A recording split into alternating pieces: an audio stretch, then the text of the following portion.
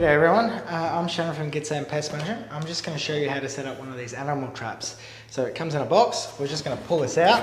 It does come with instructions here, but we'll just go through it. Now the there's a couple of cable ties connected here, so just cut these off without hurting yourself. That's just for packaging.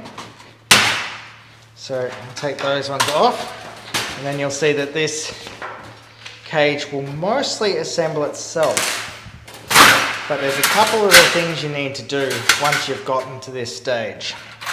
So once the cage is set up like this, you've got this rail here that keeps the cage from falling over, because if the door is like that, the cage will collapse. So firstly, we need the bracing rail down here. And then the next thing we need to do is get this here to connect to the door at the front, this locking mechanism here that allows the plate, the trap plate to go off and the door to come down. So what we need to do is put this through here and connect it to the front where the latch is. And then down at the bottom here, it goes onto this lower plate. Can you just bring the camera down and we'll just show closer what this looks like. So down here is the plate. And once this door is set, that's hooked on there, this door,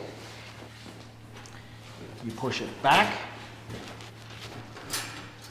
you pull it forward here, and then this little plate now sits up. The issue is that this little bit of mechanism here will fall off. So what we're gonna have to do is just pinch both this up here and down the bottom with a pair of pliers, just to make sure that it doesn't come off.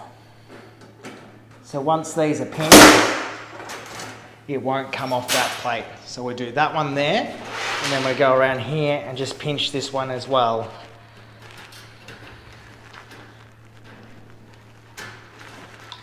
Which is not as easy as it looks. So once that's all pinched, it won't go anywhere. And then we can pull this down and lift the plate. That's all done there. Now, the next couple of stages we need to do is secure this cage properly.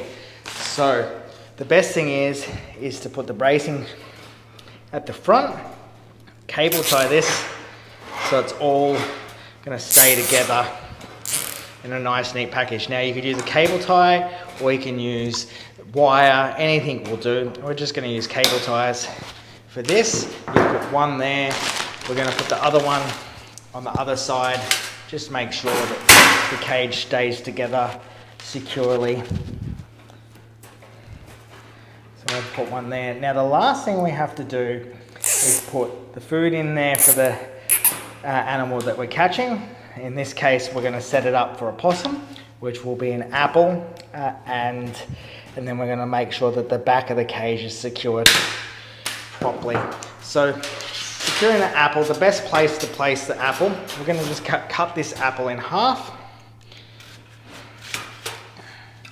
and then we're going to run the cable tie through the top of the apple, or wire. It doesn't really matter which way you go.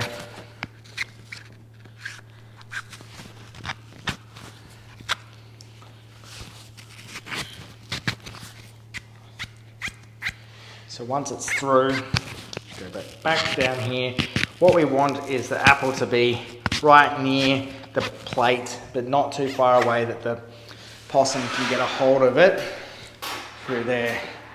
So we're going to just lay the apple right here in the middle of the cage, right behind this plate, and cable tie it up.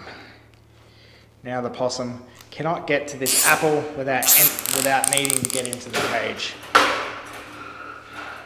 Oh. Now, like all good videos, I've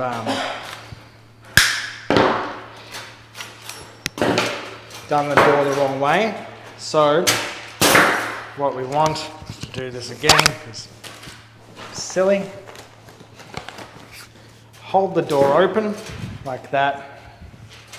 Then do the apple, because the apple will stop the cage from closing properly.